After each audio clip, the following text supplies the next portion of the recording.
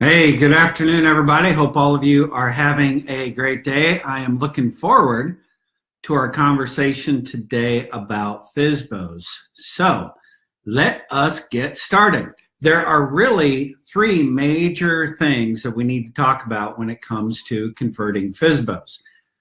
In today's environment, we are going to see more and more and more people that are wanting to FSBO their house, and the reason being is our markets are tightening up. Inventory's low. The sellers are finally getting to the point where they understand what's going on in the market. There's new construction all over the place.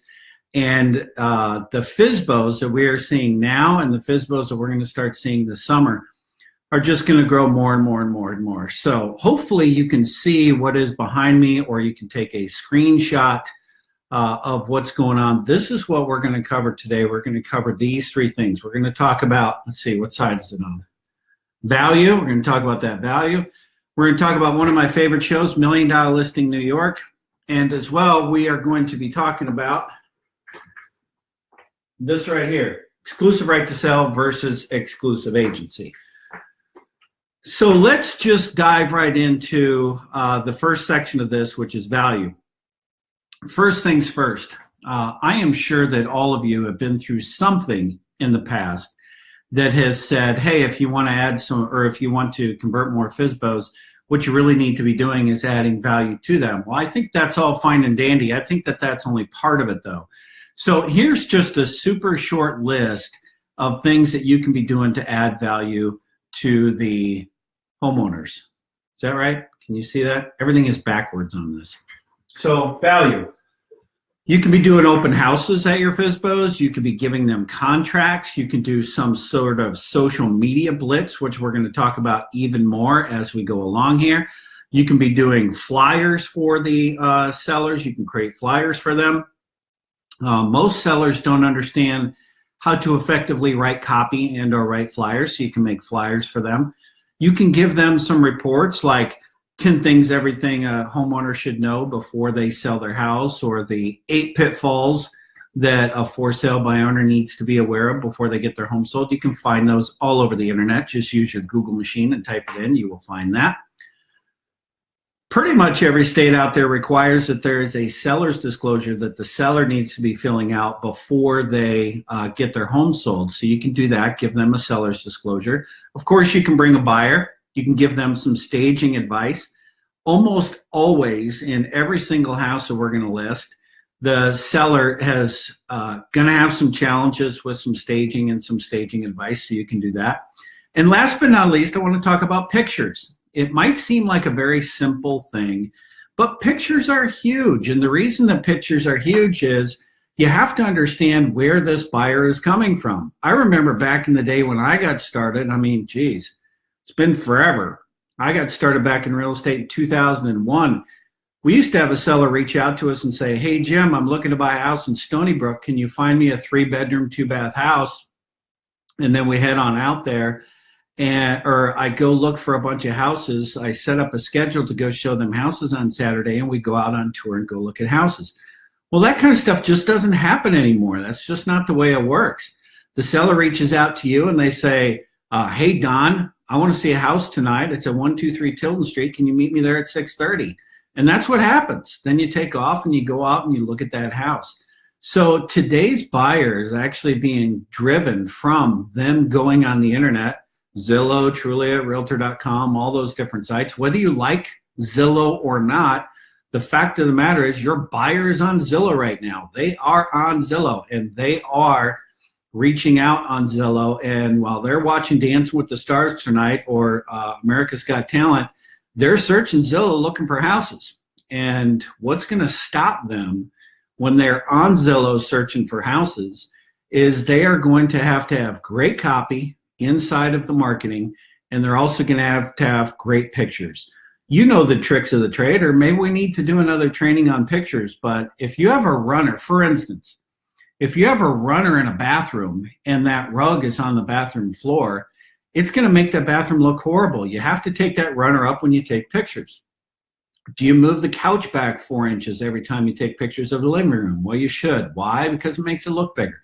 So you can do things with pictures that make your FSBO's flyer and marketing looks so much better, and that's under the value add section. So there's tons of ways to add value to your seller. Write all those down. I'm sure that you can think of many, many more. And by the way, if you want me to mention something here, just type it into the comments over there on the right. I'll see those flowing up. I see a bunch of people jumping on now. So type in the comments if you want anything you want about adding value to a FSBO, or ask me any question that you want over there, and I'll be happy to answer it, okay? So that's section 1. If you guys are cool with section 1, just type yes over there in the comment section, and I will know that you can see me, hear me okay, and this message is loud and clear. So you guys got that?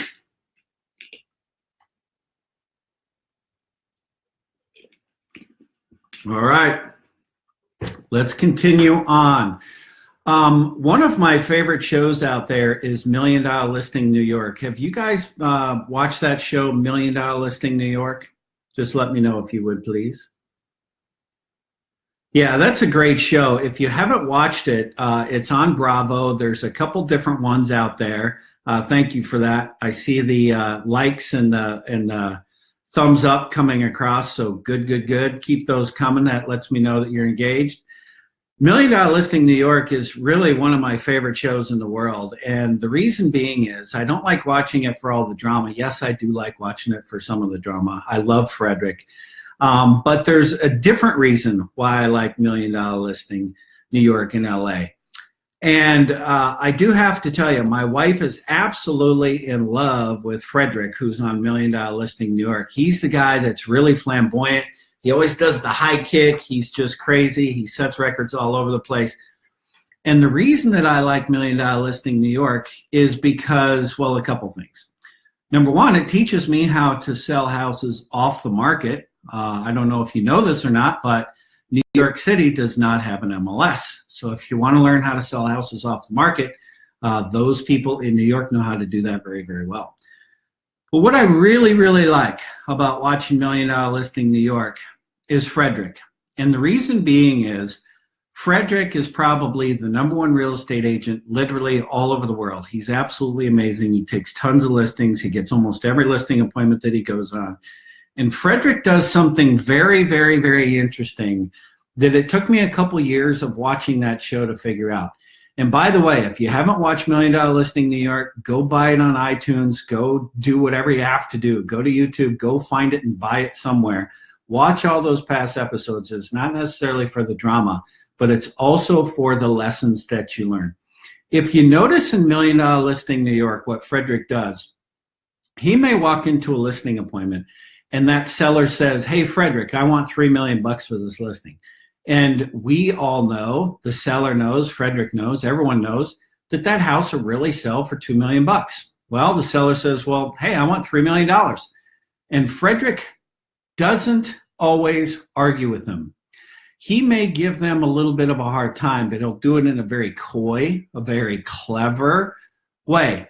What he will actually do is he will become that seller's advocate. And I want you to write that word down, advocate.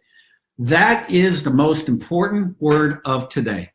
That is how you convert more FSBOs into your listing arsenal than any other word out there. You have to become their advocate. Now, when I have an advocate like Lee or Ryan or one of my friends out there, I see a bunch of my friends on here, that's cool. When I see my friends out there and I have an advocate, someone in my back pocket, someone that I can trust, someone that I know that I can count on, that person's not arm wrestling with me. That person's not beating me up. That person's not making fun of me. That's not what an advocate does. What an advocate does is help you get what you want. So that word advocate is critically important. I think most real estate agents make the mistake when they go into a listing appointment that they want to arm wrestle with that seller. They want to arm wrestle over price. They want to arm wrestle over commissions. They want to arm wrestle over the terms or how often it's going to get shown or where to put the lockbox. And it just doesn't make any sense to me. This is the seller's #1 asset in their entire life. And really what they want is they want someone to be their advocate. So think about that. Frederick goes into a listing. He has got that person's best interest in mind. And you want to know what Frederick wants to do? Frederick wants to set a record for that price, for that house. You want to know why he wants to set a record? There's really 3 reasons why Frederick wants to set a record for that house. Number 1, he wants to get the seller what they want. He wants to sell a house and earn a commission. Number 2, he wants to earn a better commission. You want to know why? The higher the sales price, the higher the commission. So that's pretty obvious. But number 3, it gives him a story to tell, because he can sit down at his next listing appointment and say, hey, we were up against all odds on this one particular, we're up against all odds in this one particular situation. And what happened is I was able to get that going. I was able to get that home sold against all odds, get more information or get more price out there, set a brand new record, and I can set a record for you too. It's absolutely mammoth what happens when you are their advocate. When it comes to overpriced listings in today's market, yes, I am on Facebook Live. Today is February 26th. It's 1:11 p.m. Eastern Time. This will probably be saved in cyberspace forever. I will go on record and saying, I'm not sure in today's market there is an overpriced listing. I am not convinced that there is an overpriced listing in today's market. Now, I've been doing this 17 years. There was plenty of times when there was an overpriced listing. But I got to tell you what, if I walk into a listing tomorrow and that seller says 250, if we're anywhere in the ballpark, I'm taking that listing. You want to know why? It's the middle of February. There's no inventory. I've got clients literally all over the United States. Pick a state, I've got a client in that state. Every single market that I have heard of has no inventory, building like crazy. We're just out of homes. And what happens is the price has to go up. If the comps always dictate the price, then we don't need appraisals. Think about it. If the comps always dictate price, we don't need appraisals. We learned this lesson the hard way on the come down between, well, it depends what part of the country you're in. 05, 06, 07, 08, depending on where you were at. The comps said your house would sell for 250, but your house wasn't selling for 250. Your house was selling for 225. Well, then the comp said your house will sell for 225, but that wasn't the case. Your house was selling for 200. If the comps always tell the entire picture, then we don't need appraisals. Comps only tell part of the pictures, and appraisals only tell part of the picture. It is all about what the buyer is willing to pay, and that's what's going on. I'm not sure there's an overpriced listing in today's market, and I got to tell you, if you want to create and convert more FSBOs, go out there, agree with the seller, don't arm wrestle them, become their advocate, and set new records. You will convert a lot more. So with that, before I move on to the heavy lifting, we're going to talk about 2 different contracts out there when it comes to listing agreements.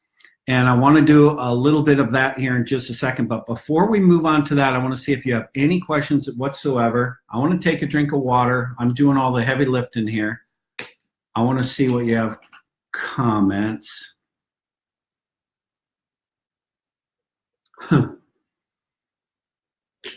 Lee said something very smart here. Lee says, you can't enter a conversation in opposition with me and never hope to convince me that you're really on my side. Wow. Read that 5 times. That's absolutely true and absolutely amazing. So you want to be on their same side. You want to go ahead and help them. So I have I don't want to call it a trick. I don't necessarily want to call it a technique. But I do want to call it a strategy that I've been using for a very long time. And I have taught this for years and years and years inside my coaching program. There is a little bit of controversy when it comes to what we're going to talk about next, but I want you to open your mind. We're going to probably have another 15 minutes before Q&A. I ask you, open your mind, think about what we're going to talk about here, because I have done this in multiple states all over the United States, a little bit controversial. However, I really do feel in my heart of hearts that it serves the seller and their best interests to the highest degree that we ever could. And what I want to talk about are these 2 things. Let's see, which way am I going to go? I want to talk about these 2 things right here. exclusive right to sell listing agreement, and exclusive agency listing agreement. Every state that I have ever run across has the ability to do both of those listing agreements. Now, that doesn't mean that your broker wants you to do that agreement. That means that you have the right to do that agreement. I've been licensed in multiple states. I've been able to do the same exact thing. If by chance in your state does not allow you to do an exclusive agency agreement, that's fine. You could still take the exact same thing that I'm talking about today and literally just write it into your exclusive right to sell listing agreement. So let's get started with this. So imagine that you're going out to a for sale by owner and you're having to talk with that for sale by owner. And by the way, getting in front of that for sale by owner is a whole nother conversation. We can do that on a training if you would like. So the question that I have for that for sale by owner when you get out and you get in front of them is I like to ask them, so Tom, why aren't you on the MLS? And usually what will happen is Tom will say something like, I don't want to list with a realtor. I don't want to pay a commission. You're not worth your 6%, or whatever the case might be. They'll answer with something along those lines. And what's interesting about the answer is they very rarely answer the question about why aren't you on the MLS? Both you and I know that when they go to the MLS, they're probably going to get syndicated to Zillow, Truly, Realtor.com, and guess what? They're on their couch tonight. The buyers are. They're on those websites, and they're searching all of those things. So it's very, very, very important that a for sale by owner finds their way onto the MLS. So a great way to start that conversation with that seller is finding out from them, so why aren't you on the MLS? I highly suggest you write that down today. Ask them why they aren't. And then whatever the reason is, say, oh, okay. Well, what would happen if you could go on the MLS and you could also sell your house for sale by owner? What if you could have your cake and eat it too? What if you could actually do that? And they would say, well, that's interesting, Jim. Why don't we talk about that? And so then you're going to dig into and dive into this concept of exclusive right to sell and exclusive agency. That's those two contracts right here. Now, being a coach and a teacher and a sales trainer for over 20 years, I've come to the realization that people only understand part of what you hear, but they understand more when it's visual. Why do you think I'm doing a Facebook Live here with all of this stuff behind me? Because it's visual, because you can learn better. It's more engaging. People understand it more. And when people can look at it and touch it and feel it and maneuver it around, they can understand it better. What I have also learned is 99%. I think I actually wrote in an email earlier today. I said out of the years and years and years of teaching this one particular strategy, I think I have found 3 real estate agents that said, I know the exact difference between exclusive right to sell listing agreement and exclusive agency listing agreement. I haven't found that many people all over the United States. By the way, if you're one of those folks, just type it into the text chat and let me know. I'd love to increase that number to 4 or 5 or even 10 or 20, because I think this is truly the best way that you can ever serve a client. So what am I talking about? If you dive into your forms inside of your MLS, inside of your state, your listing agreements, there are 2 ways to list a property. You can list a property with exclusive right to sell, which is the way 99.9% of us list a property. And you could also write a listing agreement called exclusive agency. And the difference is when you have an exclusive right to sell contract, that means that no matter what happens when that property sells, you, the broker, get paid your commission. I know by federal guidelines, we cannot talk about, oh, thank you, Rob. I think you said the screen just froze. Am I back? Hey, everyone, am I back? Let me know. I know that from a Federal Trade Commission or whatever they want to call it, that we cannot talk about commissions. We cannot have collusions from commissions. I'm just going to give you my example just in case this relates to what you were doing. So for instance, if I have exclusive right to sell listing agreement at 6%, I'm going to keep the 6%, or perhaps I'm going to cooperate 3% to another agent. So that's exclusive right to sell. No matter what happens when that property sells, then that homeowner is going to pay you a commission, and that is a very traditional way to do real estate. Now, here's the difference. Here's the difference with exclusive agency. With exclusive agency, what it says, and you can pull up the forms, they might not be in your office forms, but they're surely with your state forms. What you can do with exclusive agency is it says, whoever gets that sale first wins. That's in essence what it says. So for instance, if the homeowner sells their house first, they can cancel this contract without me, the real estate agent, getting paid because of how it's written. In other words, they get their cake and they can eat it too. Number two, let's say that Rob, who just threw hey Rob, it's good to see you again, my man. Rob, who just threw a comment up there, if Rob brings a buyer to that seller under an exclusive agency agreement, Rob can get paid a commission for selling that house, but I, the listing agent, would not get paid a commission for selling that house. That's just how exclusive agency works. Jackie says there's a buffering issue. Hopefully that gets ironed out here real quick. I'm getting all bars on my end, so hopefully it's working on your end. So exclusive agency says whoever brings the buyer actually gets paid. So if the seller brings the buyer, they get paid. And if the other agent brings it, they get paid. I'm going to type something in the comments here real quick because it looks like there's some buffering issues. I'm going to say, looks good on this end in there. Whoop. Hang in there.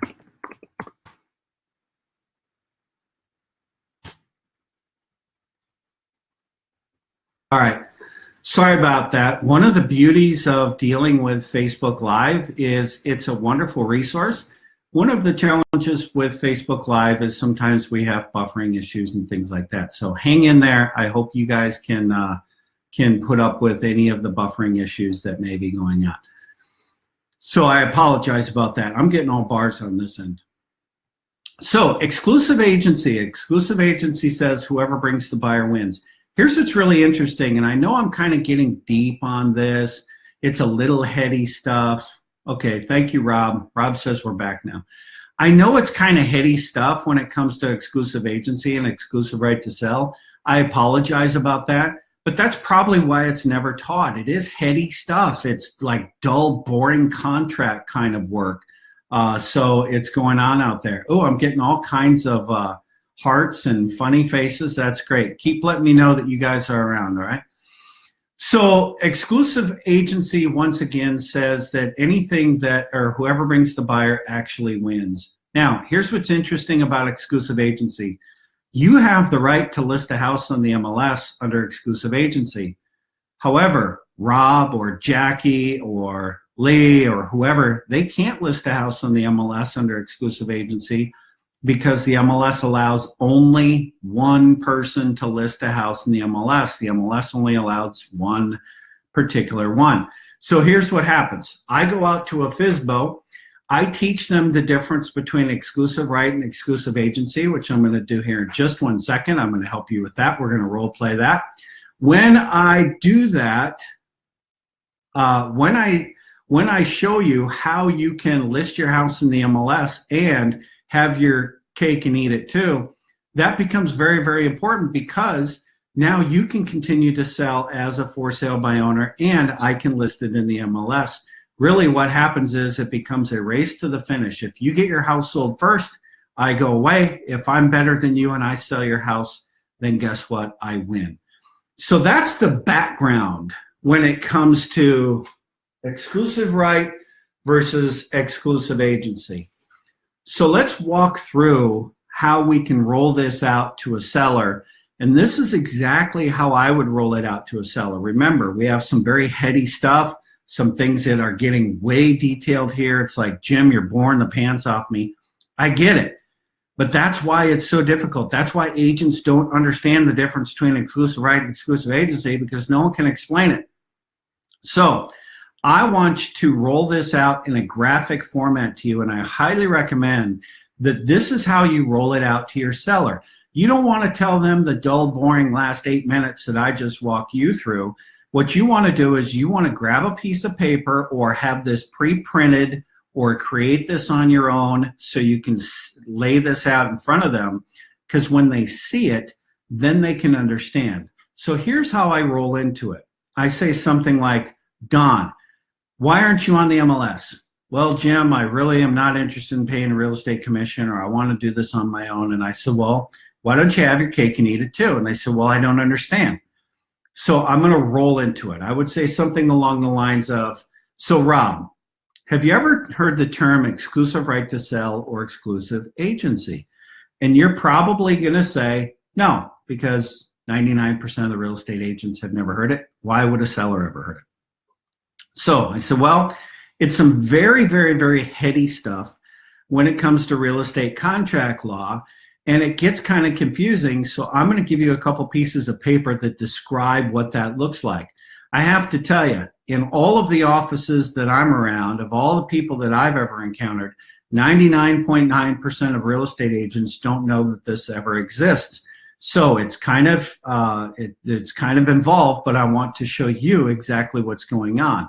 And so then I grab the piece of paper that says exclusive right, and I either hand it to them, give them an infographic, or I write this out in front of them. And I did a couple things here very, very specifically.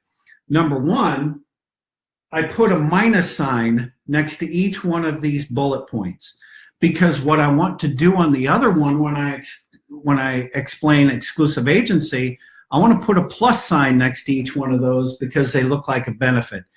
Subliminally, they are seeing that there's an advantage using the exclusive agency. That's why I'm doing this. So I explain. I say, hey, Don, under exclusive right to sell, there's a very rigid contract. It really goes to the greedy brokers because the broker wants to own you. And really, it's for those people that are behind the times. They just don't understand a great way how to sell real estate nowadays. They want their big commission. They want to go home. They're really not looking out for your best interest. They only want to help you if indeed you list and use an exclusive right to sell listing agreement. That is why you are currently a for sale by owner and you hate real estate agents. And you're going to really play into what their dogma, what their initial thought process is, because that's what they're thinking already. So then when you roll into the exclusive agency, you could say, well, let me explain to you the difference. And this is what exclusive agency looks like. It's very, very, very flexible. It allows you to be able to sell at the same exact time that I'm selling. And if another realtor, let's say you have your own sign in the front yard. You can have your own sign. I don't need a sign in your front yard to sell your house. You can have your own sign in the front yard, and let's say another realtor is out there showing buyers in your neighborhood. And the realtor drives by, and they come knock on your door, and they say, hey, Rob, I see your house is a for sale by owner. Can you tell me about it? Yep. Well, my buyers are looking for a house like this. Do you think we can come in and see it? If Rob comes in and buys your house with their buyer and you pay Rob a commission, I go away. That's the difference between an exclusive agency and an exclusive right to sell. So it's very, very, very flexible. You can use your own sign. You can also have multiple prices. So for instance, if I price your house at $225 because we want to include commissions and closing costs, and you want to price your house at $215 because if you sell it by yourself, you don't pay a realtor, you could certainly do that. I'm 100% okay with that. And under the exclusive agency agreement, you can do that. It's 100% legal. You can do that. But what I love most about exclusive agency, Mr. and Mrs. Seller, it's your goals. It's not my goals. It is your goals. And really what's happening is you're getting the best of my marketing. And the reason being is if I don't get your home sold prior to you, I don't get paid. I go away. That's why I love exclusive agency. It makes me work really, really hard every single morning in order to get your home sold. I have a huge database of buyers that I can expose your house to. Of course, you can tell them that. And then you could talk about your social media blitz. I think your social media blitz, that should be a giant part of what you talk about when you're talking about a for sale by owner. You should talk about all your friends on Facebook and the groups are involved in. This group right here, you should be talking about this group and how you're networking with thousands of people all over the United States about getting their home sold. If we get enough interest, I have been getting some requests out there for doing a training on social media, Facebook, how to get your listings on Facebook, how to get motivated sellers on Facebook. If we get enough interest from that in the next couple weeks, we may put that together in a format like this too. So anyway, your social media blitz is huge. And this is a time where your sellers can have their cake and eat it too. And this really, as a seller, this is your best option. So I grab each one of these pieces of paper, I write it down, I slide it in front of them, and then I grab my marker, my pen, and I put a big giant X over exclusive right to sell. And I say that's what all the other realtors out there are doing, and that's what's not really in your best interest. You can have your cake and eat it too. You can sell it on your own. If you sell it before I do, this contract specifically says that I go away. If another realtor brings a buyer and I'm not involved, it specifically says I go away. So how are you protected? You as the agent listing this under exclusive agency? Well, because if Jackie or Rob or someone out there wants to show my listing that's on the MLS, they have to call my showing service. And when Rob calls my showing service, guess what? Rob is then registered as someone of interest. Therefore, I procured that buyer and Rob as an agent, and they go inside. I will happily cooperate with Bob or with Rob. But since he came through the showing service, he's not going around me in order to do that. And this contract protects me, and so does showing service. So it's really a wonderful way to go about it. So I want to open this up to any questions that you might have. I know we had a buffering issue earlier. Sorry about that. I don't want to run too long. I want to keep this short for you guys. Type in any questions that you may have before we wrap up today.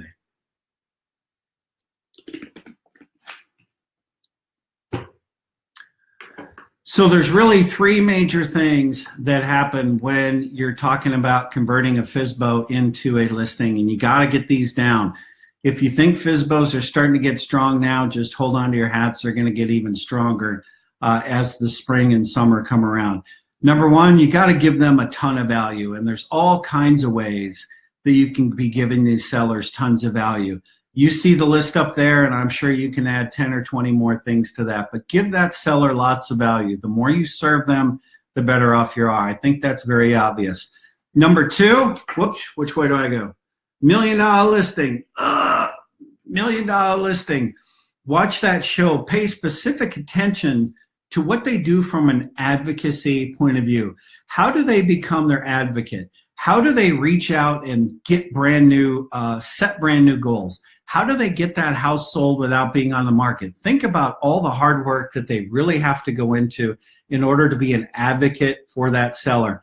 That's the lesson when you watch that show, and I recommend that you do that. And the last item that we talked about today, I gotta go the other way.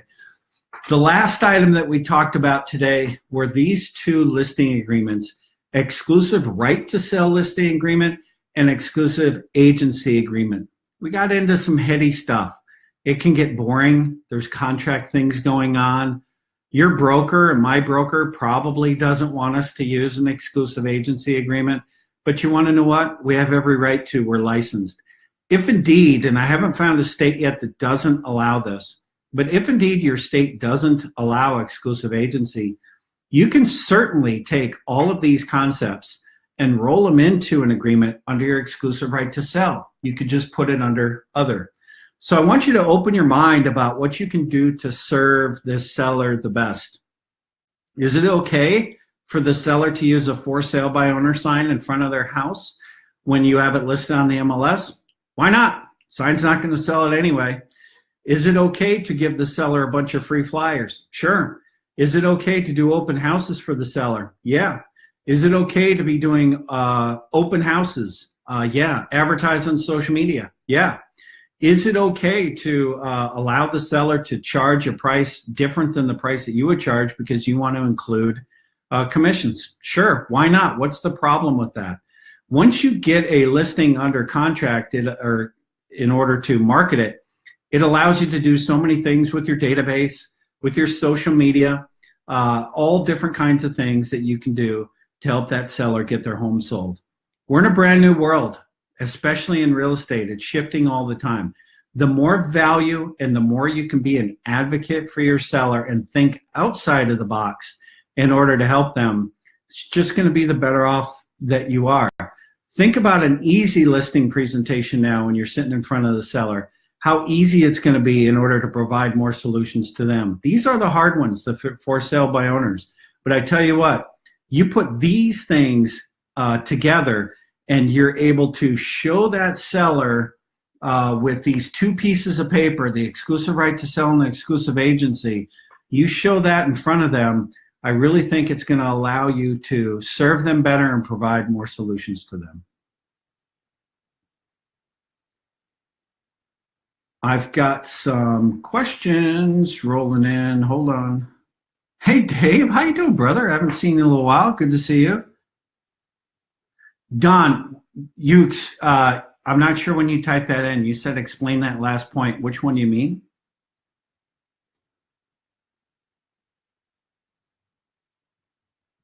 And any other questions that you guys might have as we are tooling along today?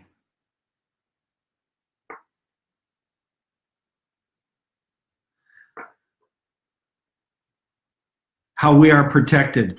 Oh, I think what I was talking about there is for another agent that may want to show that house, if they call your showing service or they call you to show the house, then you have procured that particular buyer. You're not really procuring a buyer, you're procuring another agent. So you have started that sales process. Let's say that Dave calls me up and says, Jim, I want to look at your house on 123 Tilden Street. Are you cooperating? Yeah, absolutely. Okay, man, I'm going to go out there and see you at 3 o'clock today. Dave reached out to me first, and so therefore I have initiated that sale. I've procured that buyer. I have that vested interest in Dave and his client. And so that's where I'm protected. If indeed there became some sort of contract dispute where we were talking about commissions or anything like that, there is certainly a trail there that Dave reached out to me, said, hey, Jim, you have a listing. I want to go see it.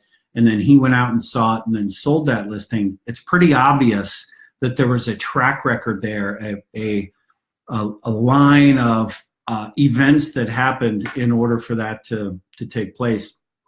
That's why you are protected. What I really want you guys to take home from today is the 3 keys about adding a ton of value, being an advocate for your folks, and then thinking outside of the box when it comes to how you can list that property and what kind of solutions you can provide. The better you are at doing all of those things, the happier your clients are going to be and the more people that you can serve. So with that, we spent 40 minutes together today. I hope you enjoyed it. Stay inside of my group here, Motivated Seller Blueprint. Stay inside of here, and we'll have more of these down the road. If you want anything specific down the road, just give me a heads up. If we get enough interest in a particular topic, I'll be happy to roll it out. If you have any other questions, post them up inside of the group. I love it when people post questions inside of the group because the group is growing to the degree now that if you have that question, Dave has it as well, or perhaps Jackie does, or Rob, or somebody else. So post it up in there, and that will allow everyone, to learn along the way. With that, thanks for joining me today. I hope you got a lot out of our training. Make it a great day. Hi, Sharon. Make it a great day, everybody. Bye.